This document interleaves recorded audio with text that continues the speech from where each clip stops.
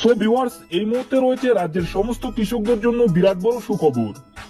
আপনি যদি একজন কৃষক হয়ে থাকেন এবং পশ্চিমবঙ্গ সরকারের কৃষক বন্ধু প্রকল্পের প্রথম কিস্তি অর্থাৎ খরিফ মৌসুমের টাকার জন্য অপেক্ষা করে আছেন এবং প্রথম কিস্তির টাকা কেন পাচ্ছেন না, কি করলে প্রথম কিস্তির টাকা পাবেন, সমস্ত বিষয় নিয়ে কিন্তু বিস্তারিত আলোচনা করা হয়েছে আজকের এই গুরুত্বপূর্ণ ভিডিওটির মাধ্যমে।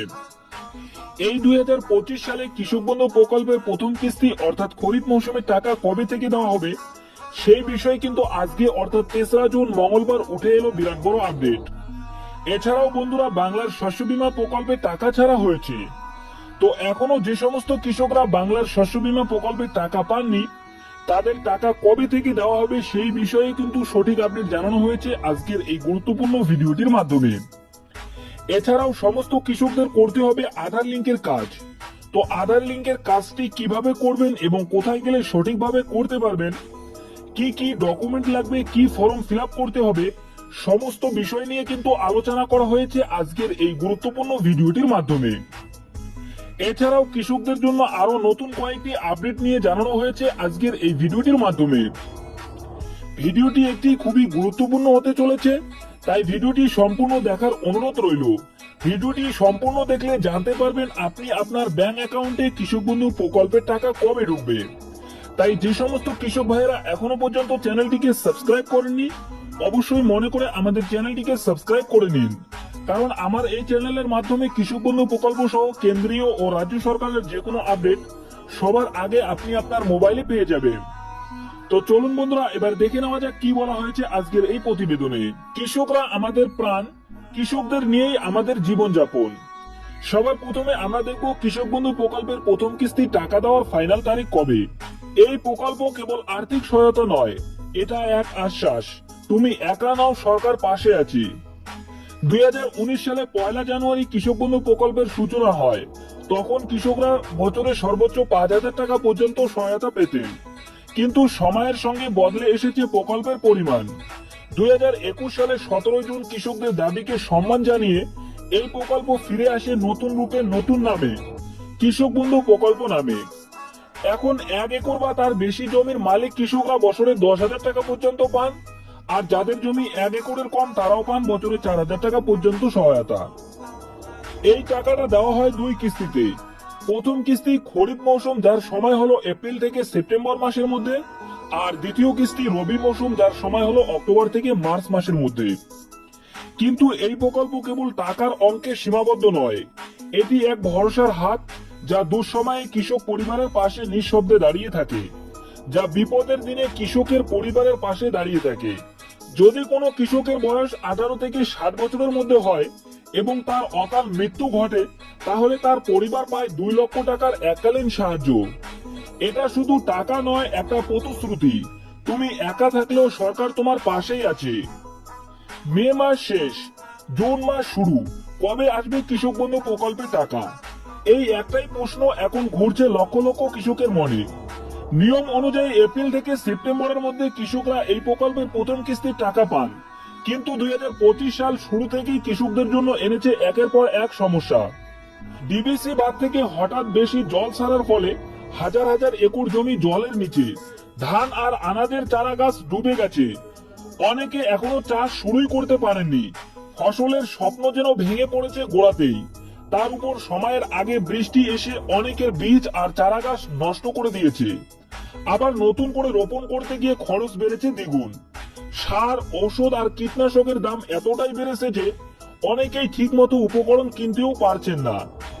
এপ্রিল মে মাসে রাজ্যের বিভিন্ন জেলায় কালবৈশাখী ঝড় এক ধাক্কা দিয়েছে কৃষকদেরকে। নদিয়া, হুগলি, দক্ষিণ 24 পরগনা, বাঁকুড়া, বীরভূম সহ অনেক জেলায় ফসলের ক্ষতির ছবি দেখা গিয়েছে। চারা রোপণের পরেও কোথাও না কোথাও ঝড় বৃষ্টি, বজ্রপাত লেগেই আছে। প্রকৃতি যেন এক মুহূর্ত শান্তি দিচ্ছে না কৃষকদের। এই অবস্থায় সকলের মনে একটাই প্রশ্ন, এত বিপদের মধ্যে কৃষক বন্ধু প্রকল্পের টাকা কবে আসবে? গত কয়েক বছরের দিকে তাকালে দেখা যায় 2021 সালে টাকা এসেছিল 17 জুন, 2022 সালে 27 জুন, 2023 সালে ভোটের আগে অর্থাৎ 26 এপ্রিল, আর 2024 সালে 12 জুন। কিন্তু 2025 সালে এখনো পর্যন্ত সরকারিভাবে কোনো নির্দিষ্ট তারিখ জানানো হয়নি।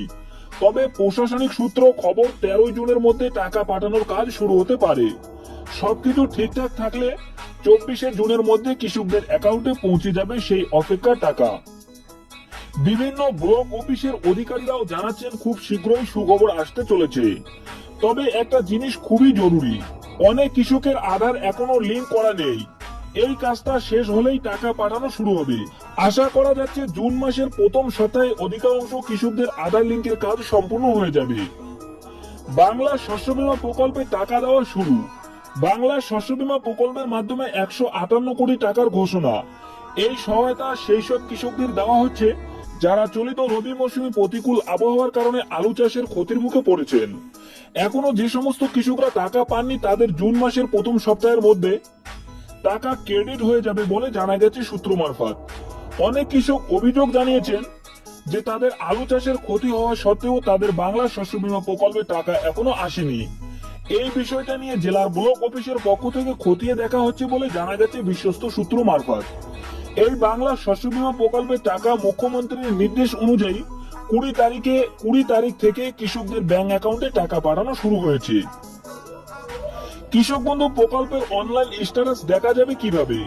এই মুহূর্তে কৃষক বন্ধুর নতুন প্রকল্পের অনলাইন স্ট্যাটাস দেখার সুবিধা বন্ধ রয়েছে। অনেক কৃষক বারবার চেষ্টা করেও পেমেন্টের বর্তমান অবস্থা জানতে পারছেন না।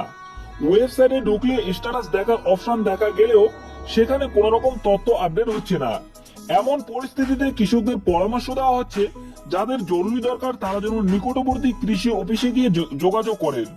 সঙ্গে নিতে হবে আধার কার্ড, ভোটার কার্ড, রেজিস্টার করা মোবাইল নাম্বার, কেবি আইডি নাম্বার এবং নতুনদের জন্য অ্যাপ্লিকেশন সিরিয়াল নাম্বার। কৃষি অধিকারীরা স্ট্যাটাস দেখিয়ে দেবেন এবং যদি কোনো সমস্যা থেকে থাকে তার সমাধানের পথও বলে দিবেন। তবে কৃষি দপ্তরের পক্ষ থেকে জানানো হয়েছে খুব শীঘ্রই এই সমস্যা ঠিক হয়ে যাবে।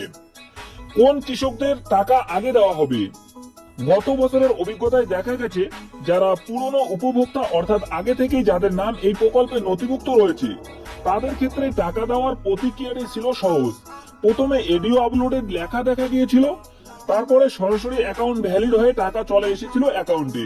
কিন্তু নতুন যারা এই প্রকল্পে নাম তুলেছেন তাদের ক্ষেত্রে ধাপে ধাপে অগ্রগতি হয়েছিল। প্রথমে এডিও আপলোডেড, তারপর ভিডিও এপ্রুভ এবং তারপরে অ্যাকাউন্ট ভ্যালিড দেখানোর পরে টাকা পাঠানোর কাজ শুরু হয়েছিল। সূত্র বলছে এই বছরে অর্থাৎ 2025 সালে প্রথম কিস্তির ক্ষেত্রেও একই নিয়মে টাকা পাঠানো হতে পারে। আগে কৃষক বন্ধু প্রকল্পে টাকা দেওয়ার আগে সরকার একটি ব্যানার প্রকাশ করত। সেই ব্যানারে স্পষ্ট করে লেখা থাকতো কোন তারিখে কোন জেলায় কোন জেলার সভা থেকে মুখ্যমন্ত্রী মমতা বন্দ্যোপাধ্যায় কৃষকদের ব্যাংক অ্যাকাউন্টে অনুদানের টাকা পাঠাবেন। কিন্তু 2025 সালে এই নিয়ম বদলে আসে। কোন রকম অনুষ্ঠান বা সভা ছাড়াই সেই বছর প্রথম ও দ্বিতীয় কিস্তির টাকা সরাসরি পাঠিয়ে দেওয়া হয় কৃষকদের অ্যাকাউন্টে। তবে সূত্র বলছে 2025 সালেও সরাসরি কৃষকদের ব্যাংক অ্যাকাউন্টে টাকা পাঠানো হতে পারে। বছরে 4,000 টাকার পরিবর্তে 10,000 টাকা দেওয়া হবে। যদি কোনো কৃষক নতুন জমি কিনে থাকেন এবং কৃষক বন্ধু প্রকল্পের মাধ্যমে জমির পরিমাণ বৃদ্ধি করতে চান তাহলে দ্রুত কৃষি অফিস বা ব্লক অফিসে গিয়ে নতুন জমির সমস্ত নথিপত্র জমা দিতে হবে। সেখানে নির্দিষ্ট ফর্ম সংগ্রহ করে পূরণ করতে হবে এবং জমা দিতে হবে। কয়েকদিনের মধ্যেই স্ট্যাটাসে জমির পরিমাণ আপডেট হয়ে যাবে। এখন জমি বৃদ্ধির ফর্ম জমা করলে আগামী প্রথম কিস্তির সঙ্গে অতিরিক্ত জমির টাকাও প্রদান করা হবে। একই সঙ্গে কৃষকরা মোবাইল নাম্বার এবং ব্যাংকের অ্যাকাউন্ট নাম্বার পরিবর্তন করতে পারবেন। উদাহরণস্বরূপ যদি কোনো কৃষক আগে 1 একরের কম জমির জন্য বছরে 2টি কিস্তিতে মোট 4,000 টাকা পেতেন, এখন জমির পরিমাণ বৃদ্ধি করে 1 একরের বেশি করেন তাহলে তিনি প্রতি কিস্তিতে 5,000 টাকা করে পাবেন। এতে করে তিনি বছরে মোট 10,000 টাকা করে পাবেন। হাতে বেশি সময় নেই, তাই এই কাজটি করতে হলে তাড়াতাড়ি করে নিন। ব্যাংক অ্যাকাউন্টের সঙ্গে কেওয়াইসি আপডেট।